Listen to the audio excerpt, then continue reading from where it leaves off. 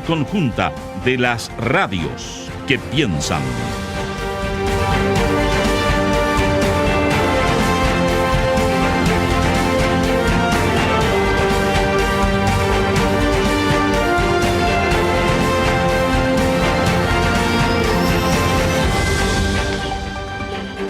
Ya estamos al aire, completamente presenciales. Hoy día nos vamos a descansar en este panel del Zoom en buena hora. No vamos a desdeñar el Zoom que tantos servicios nobles nos ha prestado, entre otras cosas la de permitirnos tener panelistas de provincias, de regiones, de otros lugares del mundo y así sucesivamente, pero nada mejor que estar ahí, presencialmente, como estamos esta mañana con Montserrat Rolano, como cada día. Monse, Muy buenos días. Y con nuestros panelistas, en primer lugar ya de la casa, analista político, magíster en ciencia política, consejero del INDH. Cristian siempre dice, no vengo en tal condición, pero Eric, tú que eres más nuevo, has de saber, vamos a desclasificar que por pura coincidencia, cada vez que pasa algo con el INDH, está agendado el señor Cristian Pertusé, de antemano en todo caso, para que no se piense oportunismo. Cristian, bienvenido. Muy buenos días, gracias por la invitación como siempre. Y sí, de la casa yo me siento. Sí. Así que si hay quien piensa que hoy día no vamos a hablar del INDH, está equivocado. Sí vamos a hablar del INDH. Y saludamos, por cierto, al secretario general de la Central Unitaria de Trabajadores, Eric Campos, también como hemos dicho, en el propósito de que el mundo del trabajo sea pleno participante de estos paneles de discusión. Eric, bienvenido, gracias por estar acá. Gracias por la invitación, además muy importante en una semana donde el salario mínimo subió a 500.000 pesos. Así es, muchas gracias por la invitación. Hay hartos temas ahí que vamos a abordar más adelante. Bienvenido Eric, Cristian, como decía el Pato, amigo de la casa en todo horario además. Sí. Bienvenidos ambos. Claro, el tema del INDH nuevamente es probablemente uno de los hitos políticos más importantes de la semana. Lo fue también cuando vino Cristian la última vez y lo conversábamos en términos más generales a propósito de esta querella, ¿no? Por el caso donde estaría involucrado Mario Desbordes. Luego esa querella se excluyó, digamos, al INDH. Y lo que ocurrió ayer es bien relevante, ¿no? Esta señal que da la Cámara aprobando una solicitud de parlamentarios de oposición para destituir a dos consejeros del INDH, entre ellas su presidenta, Consuelo Contreras, y Francisco Ugaz, ¿no? Esto tiene que pasar por la Corte Suprema, que va a dirimir este asunto. Es un hecho bien inédito, entonces no se sabe tampoco cuál es el camino a seguir, ¿no? Probablemente esto se aborde en el pleno del próximo lunes, y ahí tengamos más claridad de qué es lo que va a ocurrir. Ahora, aquí hay cuestiones, hay varias cosas como laterales que me gustaría plantear para que abramos la discusión. Lo primero, el fondo, ¿no?, de esta petición, que se hace principalmente por una suerte de conflicto de interés. Ahí tú lo podrás explicar mejor, Cristian, en el caso de Francisco Ugaz. Y respecto de Consuelo Contreras, tiene que ver justamente por la querella, ¿no?, que no correspondía. En el caso donde decía yo está involucrado Mario Desbordes. ¿Cómo ves eso, no? Yendo como al argumento primero. ¿Qué te parece esta querella? Y luego, en segundo lugar, ahí también para abrir la discusión, la señal política que se da, ¿no? Porque, claro, en este caso es una arremetida, por decirlo así, desde la oposición, pero no sabemos si en un futuro esto pueda venir del otro lado hacia consejeros de otros sectores, digamos, ¿no? Porque no les gusta opiniones o acciones de consejeros del INDH como precedente. Igual se marca un punto que es relevante. ¿Cómo lo ves? Es la primera vez que se hace, ¿no? Claro. Sí, efectivamente es la primera vez que se aprueba en la Cámara la remoción de consejero, que está en la ley. O sea, lo primero que hay que entender la institucionalidad, y yo aquí voy a hablar como Cristian Pertusé, consejero, y lo que he dicho en el Consejo, no lo que opina el Consejo, obviamente.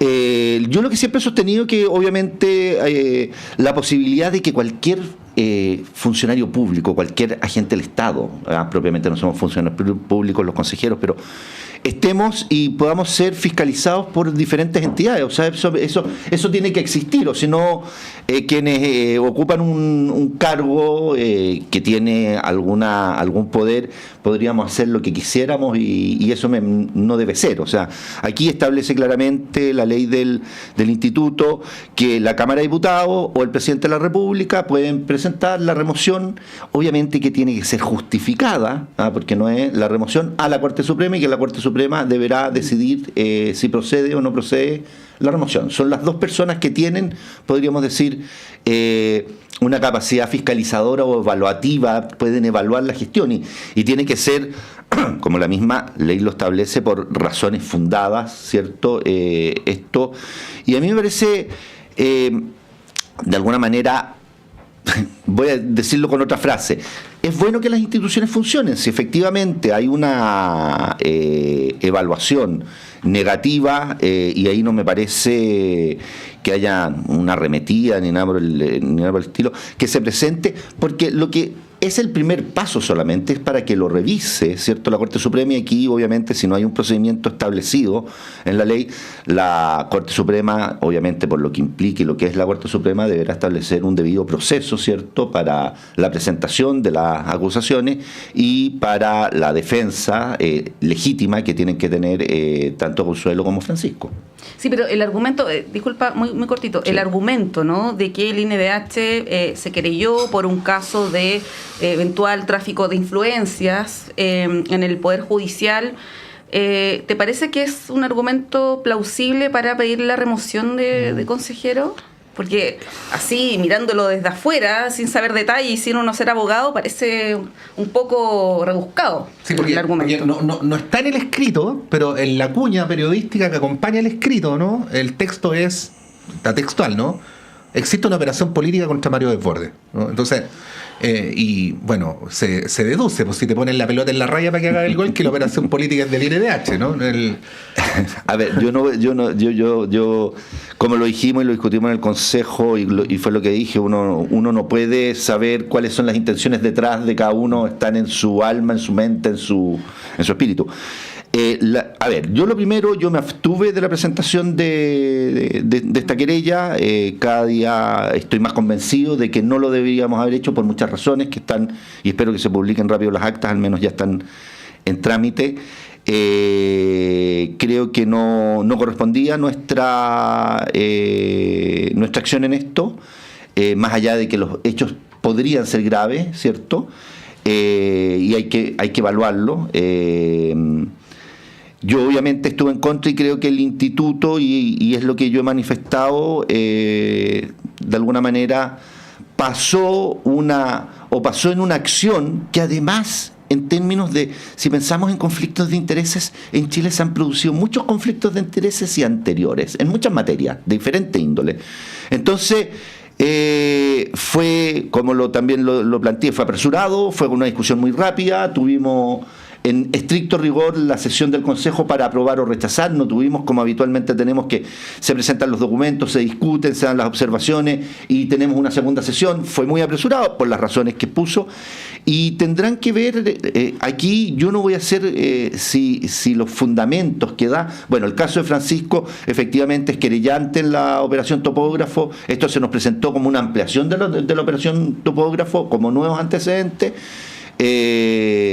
Personalmente creo que a lo menos, y voy a tomar, ayer escuché a la diputada Lorena Fríe, al menos fue imprudente la acción de Francisco, pero él ha defendido que legítimamente lo presentó, y sus argumentos, más allá de que uno los pueda compartir, no compartir, valorar o no valorar, él lo hizo frente a nosotros, y yo tengo el mayor respeto por Francisco Ugaz, pero ahora lo tiene que defender en la Corte Suprema, en este caso, si debió hacerlo o no. Y respecto de la querella, creo que no debería haber sido, y por eso me abstuve, de hecho. Yo creo que no se debería haber presentado esta querella con la premura, con la discusión muy rápida, muy acelerada, y creo que ahí hubo, al menos fue mal asesorada la directora para la presentación de esta querella. Eric Campos. Sí, bueno, lo decía Montserrat, ¿no? Este es un caso que tiene varias aristas, más allá de la situación concreta, ¿por qué se genera? Primero, decir que desde el plano simbólico es más allá de lo inédito que resulta esta acción de parte de la Cámara de Diputados contra el INDH. Chile es un país que tiene una historia en materia de derechos humanos bien zigzagueante y traumática, ¿no? Recordemos que después del informe Rettig, después del informe Walech, recién Chile tiene una institucionalidad en el año 2009. Entonces, además, una institucionalidad joven que en un corto plazo yo diría que está en entredicho. Creo que lo que está haciendo la derecha, y claro, yo en esto, Cristian tiene más amarras institucionales, yo espero no se ofenda con lo que le voy a decir, porque en realidad tiene que ver con la discusión política, pero yo creo que la derecha en esto está abusando de su relato, sobre todo hablándole a este sector más radicalizado. Recordemos que la derecha ha venido construyendo desde hace un tiempo hasta ahora un relato bien criminalizador respecto a lo que fue el estallido social, donde ubica a los malos de la película, que son los manifestantes, y los malos institucionales, entre ellos el INDH. O sea, esta arremetida del INDH contra el INDH de la derecha no es nueva quizá en esta acción, en este mecanismo que se utiliza a través de la Cámara. Sin embargo, en la construcción del relato, el INDH es visto como aquellos que han estado contra Carabineros y protegiendo a los eventuales criminales que saquearon la Alameda. Entonces me parece que desde ese punto de vista la señal que se está dando es bien compleja, porque hay un poder del Estado que de alguna manera con esta acción va a disciplinar en adelante las opiniones y la conducta no solo institucional, también de los propios consejeros. Lo que es bien contradictorio, porque además muchos de ellos, algunos de ellos, yo no conozco en detalle la ley, son nombrados, sugeridos por la Cámara. Y la contradicción que se va a dar ahora es que quienes tienen que dirimir respecto de el futuro de la directora y del consejero Uga son precisamente aquellos jueces que de alguna manera también están involucrados en el origen de esta acción, ¿no? Porque a ver, estamos hablando desde el INDH y dejamos de hablar de Mario Desbordes, que a través de WhatsApp, más allá de la implicancia jurídica, lo que se buscó fue hacer lobby para nombrar jueces de la República. Y esos mismos jueces hoy día tienen que dirimir respecto al futuro de estos dos consejeros, lo que al menos es bien paradójico. Sí, Cristian, a ver, yo sé muy bien que en estos paneles hemos hablado mucho de los grises, ¿no? Y no de los blancos y negros. Por lo tanto, eso lo señalo como de antemano antes de comentarte lo que te voy a comentar. Pero no es lo que tiene que ver con los paneles donde hemos estado, ni con las conversaciones al interior del INDH, sino con el sistema político, ¿no? Y siguiendo la línea de lo que plantea Eric. Dos cosas. La primera, que la derecha parlamentaria, quiero decir, ¿no?, estaría con una suerte de sangre en el ojo con el INDH por el rol que yo sé que a ratos ha sido más o menos cuestionado que ha tenido durante el estallido social, para decirlo más directamente, en el gobierno del expresidente Piñera, ¿no? Y que un ejemplo de eso sería que en las discusiones presupuestarias en el último tiempo se les suele dejar con un peso para luego al final, en el último día, aprobar el presupuesto, ¿no? Eso como primer comentario, preguntarte cómo lo ves. Y una segunda cosa, capítulo 1, Vigilar y Castigar de Foucault, ¿no? Algo así como no se castiga a un individuo para sancionarlo a él, sino para disuadir o aleccionar al colectivo, ¿no? Que es una cuestión que lo plantea Foucault en términos sociológicos, pero que en términos más jurídicos, lo decía también ayer aquí en la radio Rodrigo Bustos, director de Amnistía, que también es abogado, que las instituciones equivalentes en el mundo al INDH chileno tienen que estar libres de la coerción que puedan ejercer otros poderes del Estado, ¿no? Y que más allá de la legitimidad de las faltas que se puedan señalar en este caso, podría estar ocurriendo esto, ¿no? ¿Qué decir sobre estos dos asuntos? A ver, voy a decir algo. Yo creo que el rol del instituto ha tenido, voy a tomar las palabras de Eric, y con todo el respeto, no me enojo nunca, Eric, por si acaso, me cuesta mucho. La arremetida que ha tenido el INDH en diferentes momentos ha sido de diferentes sectores. O sea, nosotros con una toma nos trataron de amedrentar, tuvimos de arremeter y presionar, no quiero no amedrentar, pese a que en algunas redes sociales aparecían las fotos, conozcan a los consejeros del instituto. Pero para que tomáramos decisiones en un cierto sentido a partir de la crisis social. Tuvimos una toma de 8 meses, tuvimos presiones y críticas muy fuertes de la oposición anterior, de quienes son hoy día gobierno, a respecto. Sergio Mico se le criticó mucho. Pero absolutamente. Y además a Sergio Mico se le pidió la renuncia a pocas semanas de terminar su periodo, porque según, y terminó renunciando Sergio, recordemos, porque según él porque según quienes pidieron la renuncia no había cumplido con su deber. O sea, hemos sido, y aquí decir que siempre un sector, no, nosotros como instituto hemos tenido presiones, y aquí lo que tenemos que actuar, y yo lo entiendo, es de la manera más responsable posible, desde obviamente las posiciones. Yo como siempre digo, al que dice que no es político, menos un cientista político puede ser que no es político, todos tenemos, y obviamente al interior del Consejo tenemos posiciones, de alguna manera tenemos una cultura obviamente política, y desde ahí operamos y tenemos legítimas diferencias, pero tenemos que actuar responsablemente, y ese es un punto súper importante, porque además, y es una discusión que también yo he dado, lo que tenemos que hacer de la institución es una institución que sea respetada, valorada y reconocida por todos y por todas. Los derechos humanos son de todos y todas, no son de sectores. Y ahí yo creo que estamos como instituto, y yo lo vengo diciendo desde el momento que postulé en la Cámara, yo postulé en la Cámara de Diputados, de hecho, yo creo que la principal acción que deberíamos hacer y que no estamos haciendo es la promoción y la educación en derechos humanos. Y no hemos quedado en la acción reactiva judicial, y es nuestra principal acción. Y yo lo he dicho, lo vengo diciendo desde el día que asumí, y lo voy a seguir diciendo hasta el día que me vaya. Yo creo que ahí hay un problema del instituto. Respecto al tema, sí, sin lugar a dudas han existido, pero yo creo que son un poquitito como estas presiones, o sea, ya pónganse las pilas que les puedo quitar el presupuesto. Ahora, y recordemos que yo siempre recuerdo, y alguna vez lo discutimos, y le dije, directora, quédese tranquila.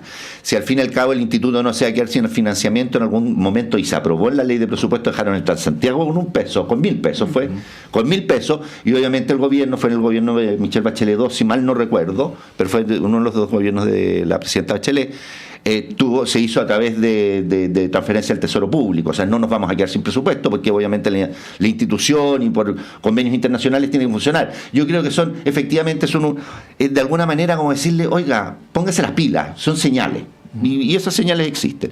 Y respecto de la coerción que puede existir de otros poderes, aquí lo que tenemos, yo no siento, y yo nunca me he sentido ni presionado, he tomado las decisiones desde la convicción íntima que he tenido en todas las materias que he tenido que revisar, y no veo una coerción de poder del Estado. Lo que tenemos que ver, porque un instituto, y yo ahí difiero de Rodrigo Busto, que fue además jefe de la unidad de protección de derechos, que se llama hoy día, y se cambió mientras él estaba.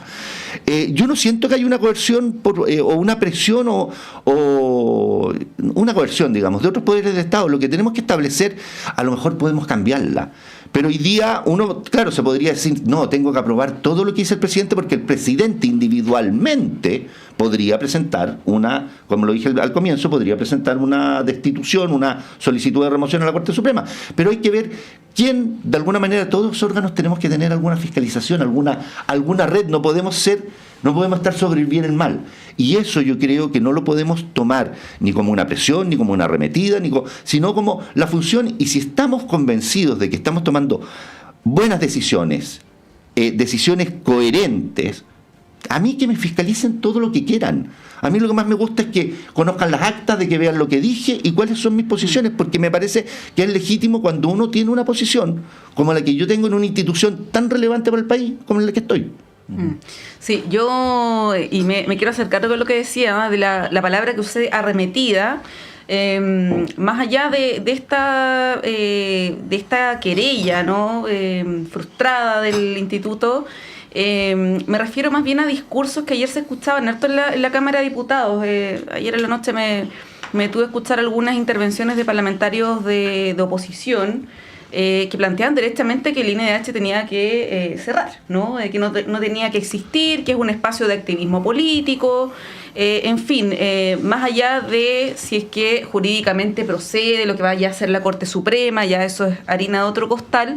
Pero hay una atención puesta en el INDH y una intención, podríamos presumir, de que la institucionalidad o se reformule o deje de existir. Ahora, los cambios y las reformas siempre pueden ser virtuosos, ¿no? Para una institución que está en algún grado de crisis. Ahora, lo que describe Cristian Eric también habla de una cierta debilidad en la institucionalidad de derechos humanos. Ahí te quería preguntar cómo lo ves, ¿no? ¿Tú consideras que debiera haber alguna reforma, algún cambio, para qué lado debiera ser? Yo creo que estamos todos de acuerdo en esta mesa que el INDH tiene que existir, ¿no? Que es importante, que es necesario. Pero lo pregunto también porque Lorena Pizarro, acá la semana pasada en la radio, hablaba de que tenía que haber una especie de refundación del INDH. Hablaba también que si no existía el INDH, que existiera el defensor del pueblo, ¿no? Y bueno, y ella manifestaba sus críticas respecto del funcionamiento del organismo. O sea, esto no solamente viene desde la derecha, sino que también de algunos sectores de izquierda. ¿Cómo lo ves? Sí, yo comparto esto de que los derechos humanos son universales, ¿no? No responden ni a una coyuntura, no responden ni a una adhesión a un partido X, por lo tanto yo creo que en eso estamos muy de acuerdo, y quizá en esa misma línea lo que corresponde es que exista un proceso de fortalecimiento del INDH. El problema es que ni el procedimiento actual de la Cámara de Diputados contra el INDH, ni eventualmente una reforma del INDH se hacen en medio de la nada. Estamos en un año de elección donde la derecha está jugando, y seguramente más adelante lo vamos a conversar, pero están perfilando un relato y discursos o encuadres donde cada uno juega a ver quién es más de derecha o incluso quién es más de ultraderecha. Uh-huh. Creo que el INDH, como recurso para la construcción del relato político en el mundo de lo simbólico, la derecha lo viene utilizando hace rato como un espacio de derrota o no. Incluso hay sectores de la ultraderecha que han planteado derechamente cerrar el INDH. O sea, programa de primera vuelta de José Antonio Caspo. O sea, sí. Por ejemplo, entonces me parece que evadir esa realidad sería no abordar desde la política el conflicto que hoy día enfrentamos con el INDH. Evidentemente que hoy día al parecer no da garantía para ningún sector.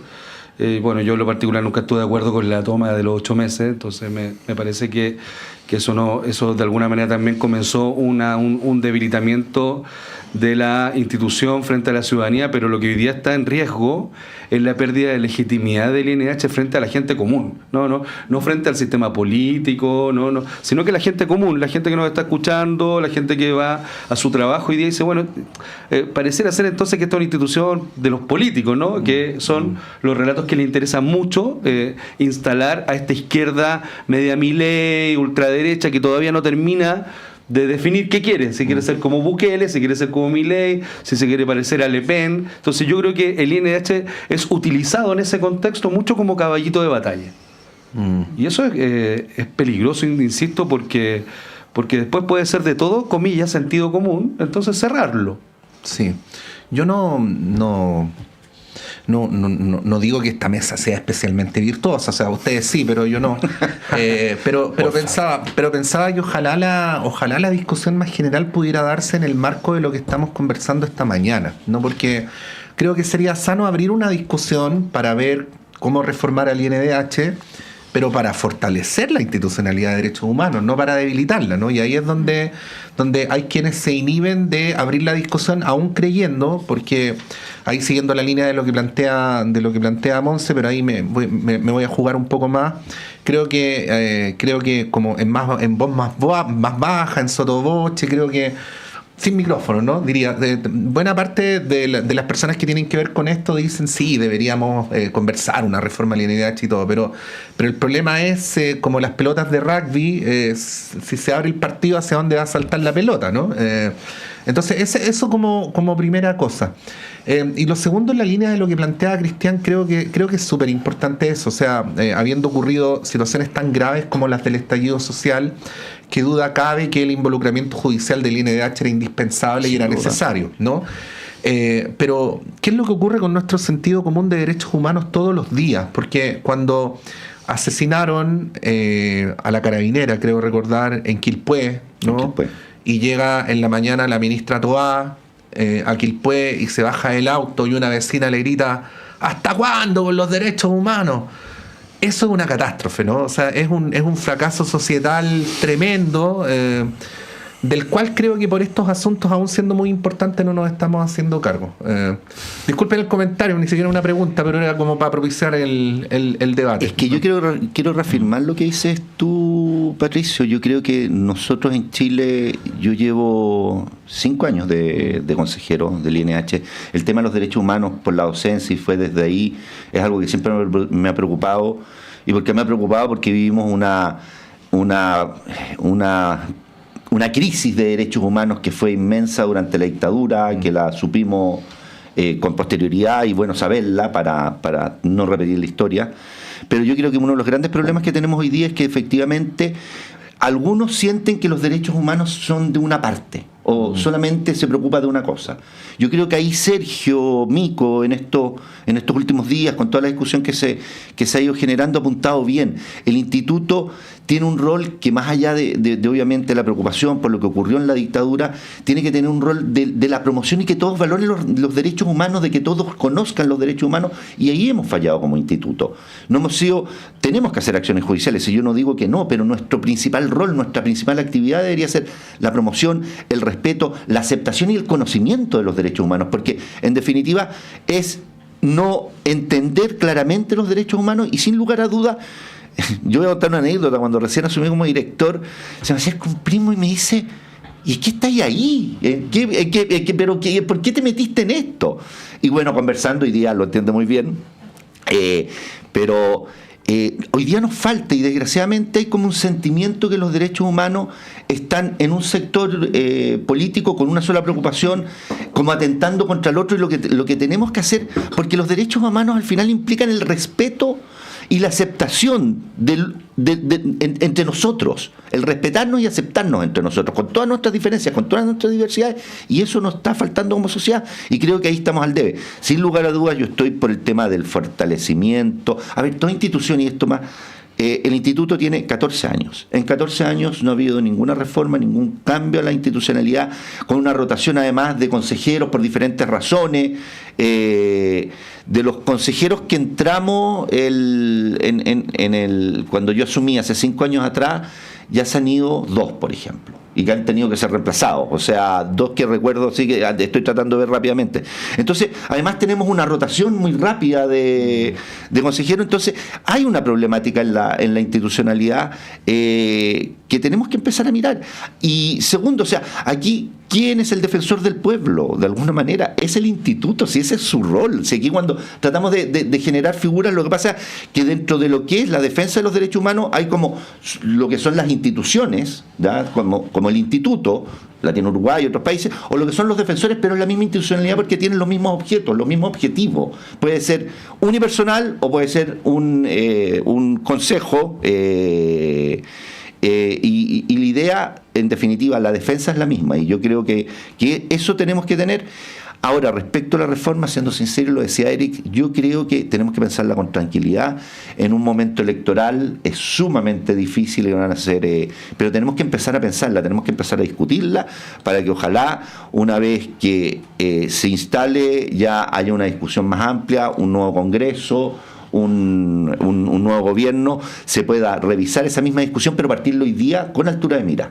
Yo creo que electoralmente, sin lugar a dudas, no va a faltar quien va a decir que desaparezca, pero como decía al principio, y lo único que voy a repetir, aquí por más que quieran hacerla desaparecer, los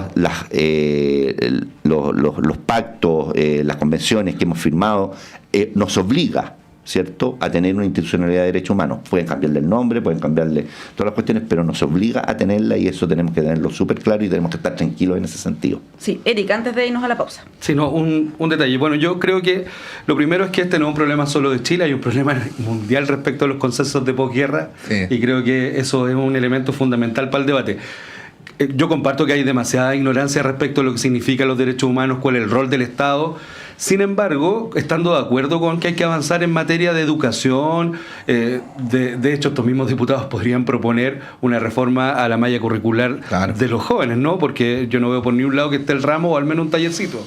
Sin embargo, creo que en una institucionalidad debilitada en materia de protección social, es decir, quien protege a la gente, me parece que esta acción busca precisamente minar lo que para lo que puede estar sirviendo hoy día el Instituto de Derechos Humanos, ¿no? Que es su capacidad de estar observante frente a la acción de agentes del Estado como Carabineros, o eventualmente incluso lo que termina ocurriendo con el exministro Desbordes, un exministro que hace gestiones y que de alguna manera vulnera nuestro derecho a tener una justicia sin, digámoslo así, sin tendencia alguna. Entonces yo creo que en ese sentido no se trata de privilegiar una función por sobre la otra, pero esta acción política lo que está buscando efectivamente es inhibir ese rol del Instituto Nacional de Derechos Humanos.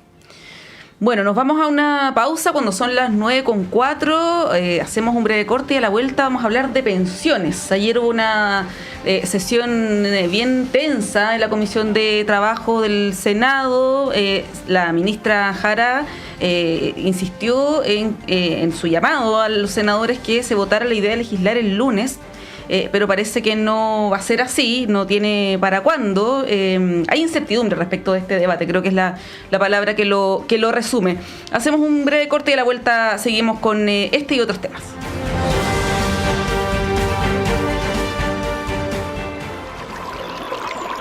Aguas Trayén o Cascada en Mapudungún es la mejor agua purificada con tecnología de última generación. Para más información, visite su página web www.aguastrayen.com. Soy Fernando Lolas, miembro de número de la Academia Chilena de la Lengua, y quiero invitarlos a escuchar nuestro programa Diálogos del Instituto de Chile todos los días jueves a las 18 horas en Radio Universidad de Chile. Diálogos, un programa para la producción del cultivo, progreso y difusión de las letras, las ciencias y las bellas artes. Todos los jueves a las 18 horas en el 102.5 FM y radio.uchile.cl. Descubre el fascinante mundo del patrimonio cultural chileno en Chile, su tierra y su gente. Cada domingo, de 11 a 13 horas, te invitamos a explorar la riqueza de nuestro país diverso y emblemático.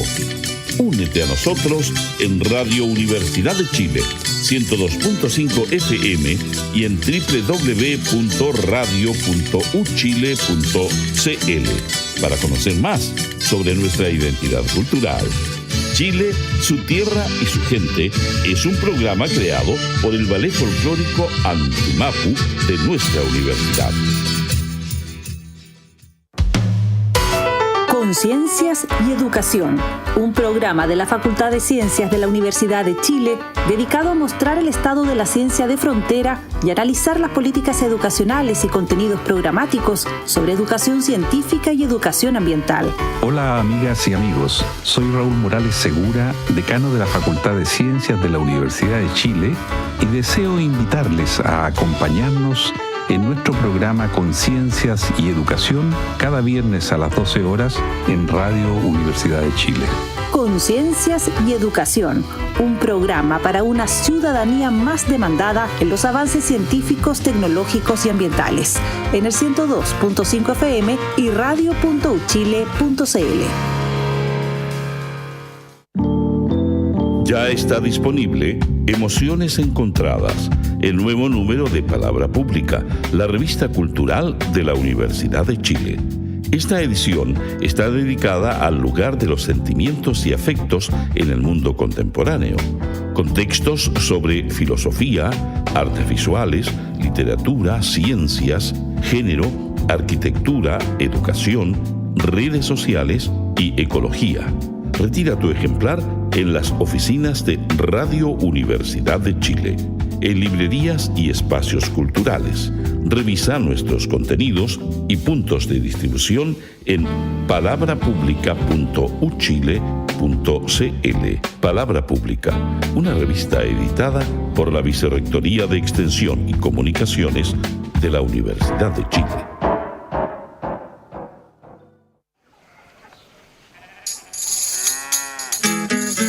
Hola, soy Janet Salinas. Juntémonos cada sábado de 13 a 14 horas en Savia y Raíz del folclore chileno. Música, invitados y panoramas.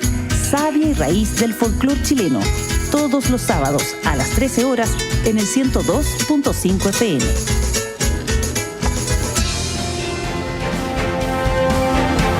El Departamento de Prensa de Radio Universidad de Chile trabaja para mantenerlo informado. Radio Análisis, una transmisión conjunta de las radios que piensan.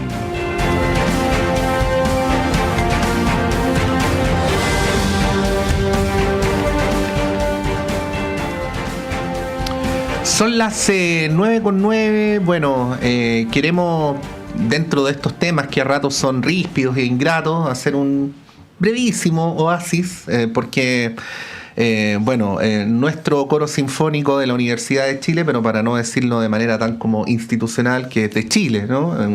Esta maravilla de coro está cumpliendo 79 años.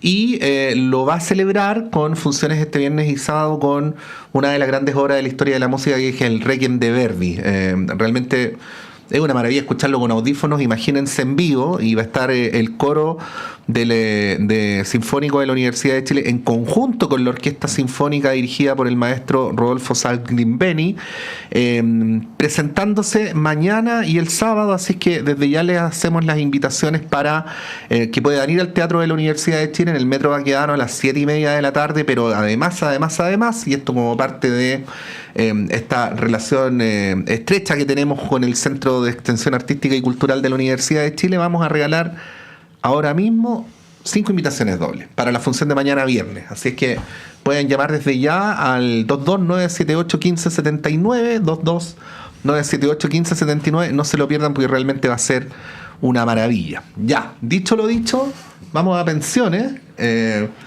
Monse dijo, vamos a hablar de pensiones. Si hubiera dicho reforma de pensiones, hubiéramos dicho, no sé si vamos a hablar de reforma de pensiones o de no reforma de pensiones, que es precisamente el lío en el que estamos. Yo quiero hacer propio, no voy a decir quién, pero quiero hacer propio un sentimiento ya como de hastío que se expresó en la pausa, de que esta cuestión no decante o no termine por decantar, ¿no? Ayer, más allá de las formas, porque fue bien crispada la sesión de la Comisión de Trabajo, el senador Coloma, que es su presidente transitorio por una situación de salud del senador Moreira, planteó que él iba a hacer una contrapropuesta respecto a la propuesta del gobierno, ¿no?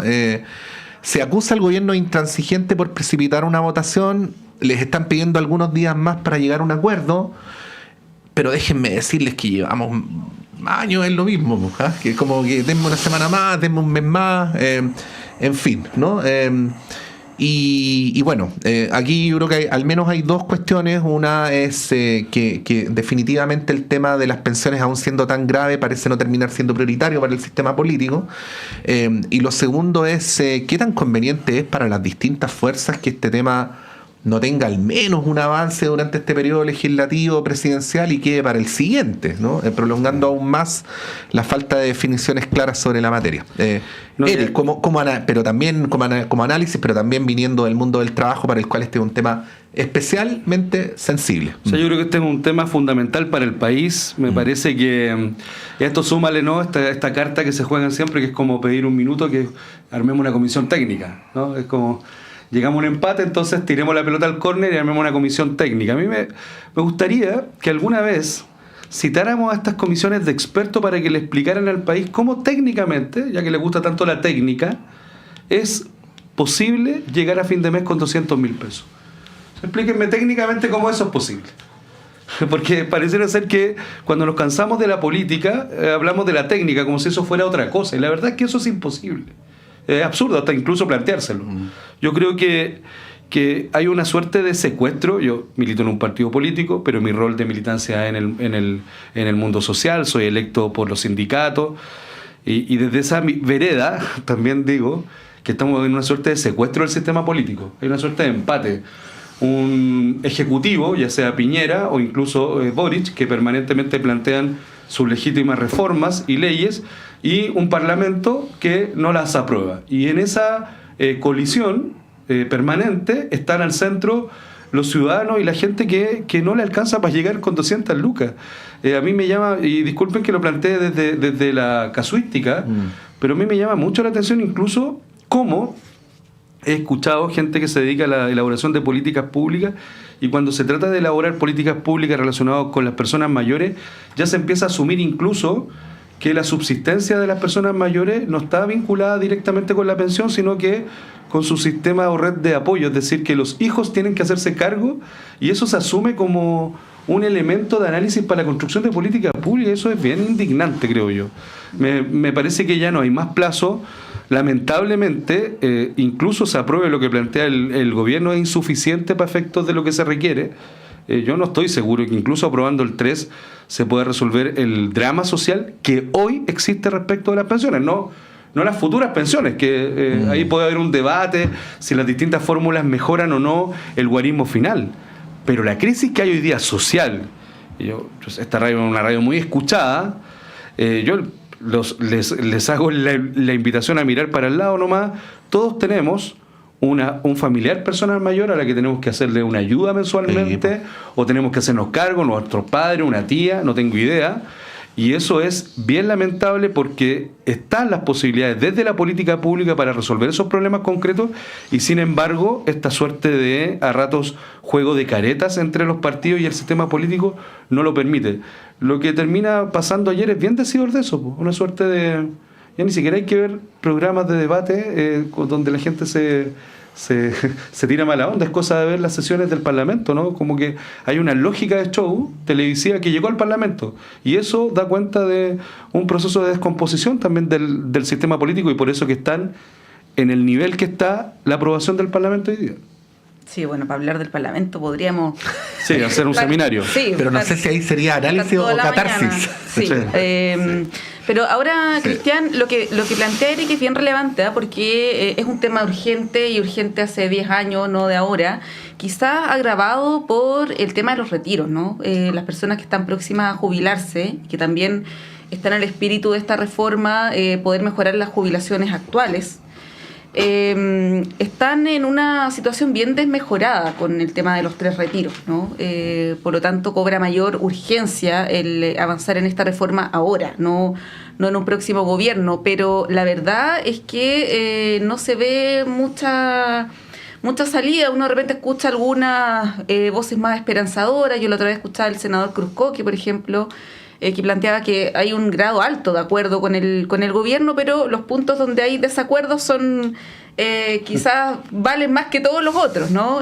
La ministra Jara decía, tenemos acuerdo en 14 de 15 puntos, pero donde no hay acuerdo, que es en este porcentaje a la capitalización individual, es lo que tiene trancada la discusión ahora y en el gobierno anterior, ¿no? ¿Cómo visualizas tú esta discusión que no ha llegado por resolverse ni con el proyecto que presentó la presidenta Bachelet casi ya al final de su mandato, que aumentaba en un 5%, 2 a reparto, ustedes se acordarán, que se desestimó por el gobierno del presidente Piñera, se presentó un nuevo proyecto, finalmente terminó en algo parecido, y estamos... 3 y 3 terminó. 3 y 3 terminó, claro, y estamos en la misma situación tenemos la misma piedra de tope en el fondo. A ver, yo voy a partir por algo que decía Eric, y yo estoy de acuerdo con él. Yo no comparto el concepto de secuestro del sistema político. Sí, lo que digo, que nuestro sistema político no está dando el ancho y no es capaz de canalizar efectivamente las problemáticas y ahí tenemos que hacer, y yo lo he dicho tantas veces en esta radio, pero lo tengo que retomar. Hemos hecho tantos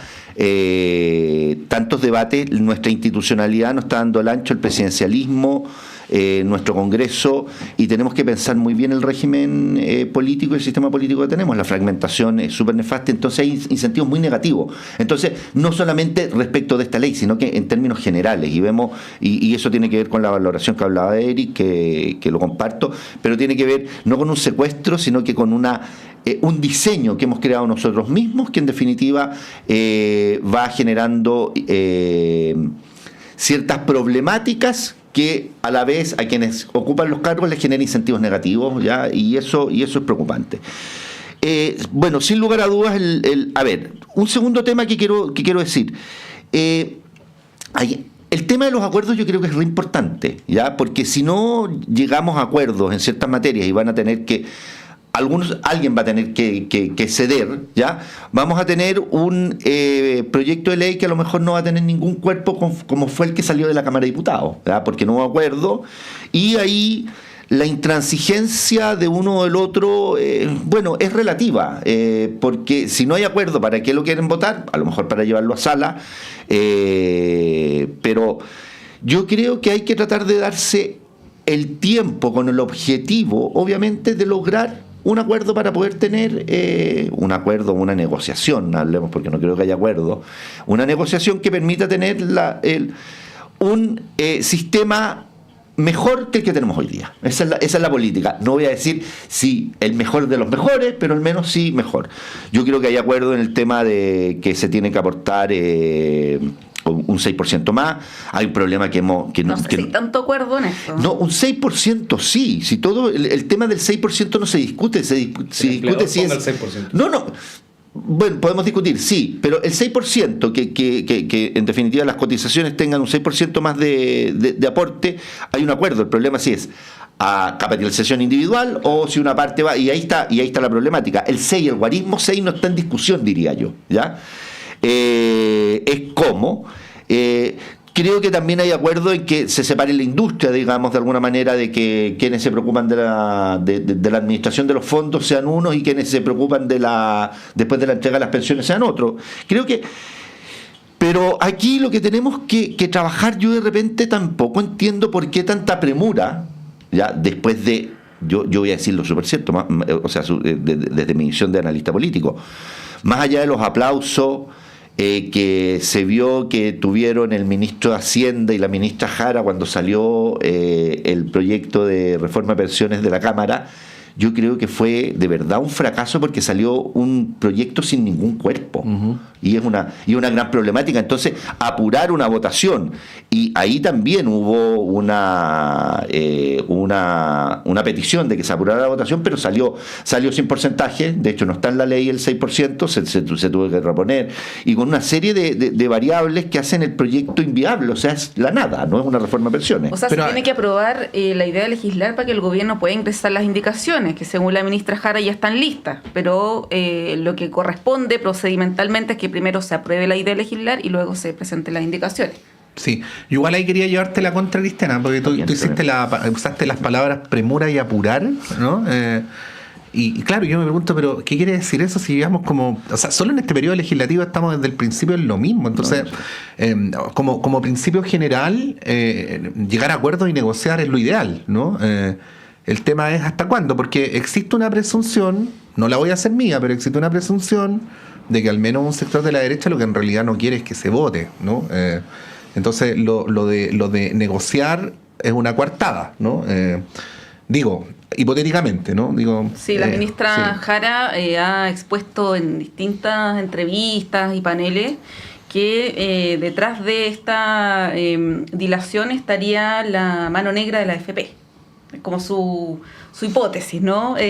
O sea, la mano negra de la AFP, o más que mano negra, porque no es nada oculto, ¿no? Las AFP han sido en eso muy transparentes en gastarse plata de nuestros fondos para desarrollar una serie de campañas públicas que lo que han buscado es más bien consolidar, sostener la posición de su vocero en el Parlamento, que es la derecha. Yo creo que a mí me preocupa esto de negociar permanentemente, no por el ejercicio. La política tiene a la base ese ejercicio. El punto es que lo que dé por resultado esa negociación no termine impactando positivamente, como hemos visto una serie de leyes en la historia de este país donde por negociar y por construir un acuerdo finalmente a las personas no se les mueve la aguja de la calidad de vida y de los mayores ingresos. Y lo segundo, esto de apurar, tiene un sentido que yo creo que es bien del realismo político, ¿no? A este gobierno se ha vuelto bastante pragmático y realista en el último tiempo. No sé si vamos a alcanzar a hablar de Punta de Peuco, pero ahí hay un ejemplo. Pero en materia de apurar es porque este gobierno en términos reales y legislativamente se acaba en octubre. O sea, en octubre empieza el desembarque, ¿no? Los ministros van a ser candidatos, van a renunciar, y lo que va a haber después de octubre o marzo del próximo año es piloto automático para llegar a fin de al fin del periodo. Entonces yo diría que legislativamente este es el año de las decisiones. Sí. Bueno, nos queda poquito tiempo, ¿eh? Esto debería ser un tema de análisis, así que vamos a alcanzar a hacer una ronda de titulares nomás. Cristian, Eric, aunque estaba levantando el dedo, parece que quería cerrar el tema. Sí, quería decir una cosa, que hay como un error.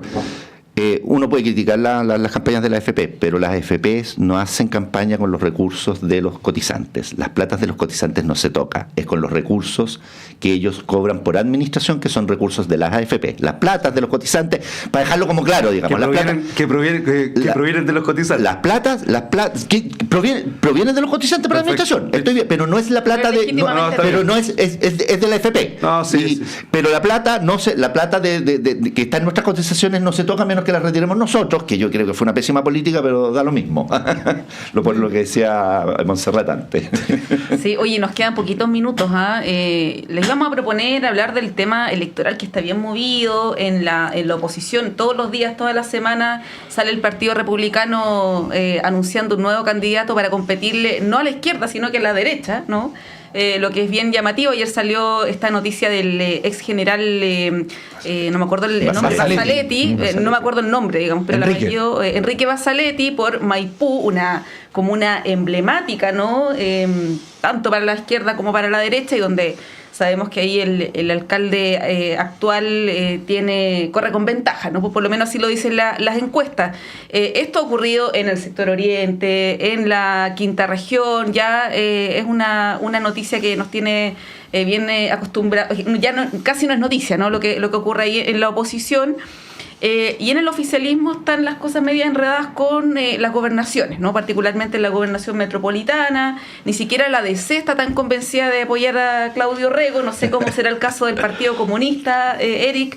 Pero bueno, es un tema interesante de analizar. No sé si tienen algún comentario, así como decía el Pato, titulares, ¿no? Para muy breve, acercarse al tema. Muy breve. Yo creo que va a ser novedad el día que un ex general de Carabineros sea candidato por la izquierda, porque cuando a mí me dicen que Carabineros no tiene ninguna visión respecto de la política, son mentiras. Cada vez que pueden ser candidatos y participar en política, van por la derecha, en este caso por la ultraderecha. Recordar que Basaletti fue el general que estaba a cargo de Carabineros en la zona metropolitana durante el estallido. Recordar también de una de las zonas, porque tiene más de una zona. Era el más visible. Sí. Su hermano, para quienes no sabían, en ese mismo periodo estaba a cargo de las cámaras del metro. Es el encargado. Hay que leer el libro Quien quemó el metro y ahí hay unas relaciones bien interesantes. Pero me parece que lo que está haciendo Kast es jugándose las cartas de desesperado. Si está cayendo en la encuesta, su idea de derecha tipo Milei, Bukele no prende, y se le mete Matei por el centro y por la derecha se le mete Carter, y evidentemente que esta es una carta que se están jugando para presionar el acuerdo que no han podido construir. La derecha ha demostrado tener bajas capacidades de construir acuerdos. La centroizquierda y la izquierda ya construyó su acuerdo municipal hace varios meses, y también yo creo que hay un dato, ¿no? En Data Influye solo el 9%, si no me equivoco, valora el rol de la oposición. Entonces yo creo que las cartas no están tan tiradas como se intenta señalar en los medios de comunicación respecto a lo que va a pasar el próximo año con la presidencia. Don Cristian. No, yo creo que todo este problema en la negociación entre los partidos políticos es un problema del fraccionamiento que tenemos. O sea, es súper diferente tratar de negociar entre 2 o 3 partidos que tener, y es lo que le pasa también y le ha pasado en diferentes momentos, inclusive en los proyectos de ley al gobierno hoy día, estando compuesto por dos coaliciones, de hecho. Pero el oficialismo llegó a acuerdo con 10 partidos. Pero fue 9, ¿no son? ¿Ah? Eran 19, ahora son menos, ¿no? No, pero el oficialismo propiamente está son como 10. 9.